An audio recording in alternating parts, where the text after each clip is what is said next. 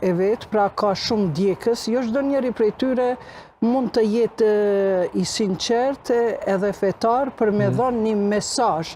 Po është madje edhe keq përdorimi i fesë në shumë raste, kur, si tha edhe i nderuari Hoxha, kur ato bëhen dezinformime digjitale me katkuta edhe komplet kontekstin e asaj që ka dashur me thënë për një ligjërat një orëshe, ai e jep vetëm një pjesë, edhe kështu që e humb gjitha domethënien, por gjithashtu njerëzit i influencera është mirë që i përdorin rrjetet sociale, sepse ne duhet të ecim me kohën, por jo përrjesit fetar që unë ja garantoj që ata që janë shumë influentiv, edhe që kanë mbi 200-300.000 djekës, ata e kanë një ekip të tërë me një mision të duhur që mendojnë që është e mirë për popullin tonë, edhe ata i angazhojnë një ekip të tërë, se unë vetë jam influencere i Gballi Kosova në TikTok,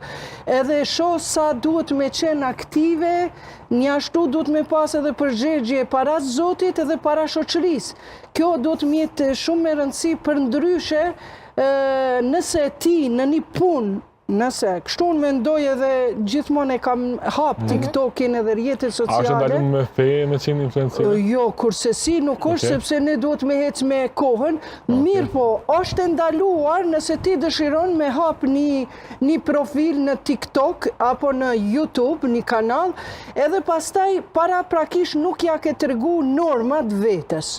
I tregon normat, unë po e hap këtë profil për këto norma, edhe duhet me u sakrifiku, edhe duhet me pas kujdes që mos me i njollos normat e tua morale apo fetare, nëse është më flitet për njerëzit që influencerat të fesë, për shkak interesit, për shkak klikimeve. Influencerat e fesë, është halal ato pare që i marrin prek TikTokut kur publikojnë content të fesë islame?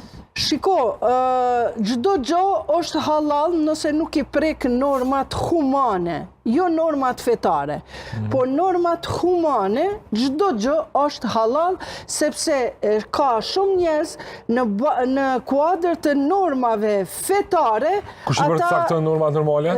Normat normale i cakton ajo liria e të drejtat humane, prandaj fal Zotit që edhe në Kushtetutën e Kosovës ne kemi ligjin i cili po nuk deshe ti zbatosh normat humane, ki dëshkimin 6 muaj deri në 3 vjet me nëse fyen, nëse shan, sidomos figurat kombëtare, figurat fetare, figurat politike, e kishim rastin edhe me shumë politikanë e tjera e tjera. Këto norma i cakton e drejta humane dhe ajo qëndrimi jonë humane. Po shpesh normat e drejta humane dhe normat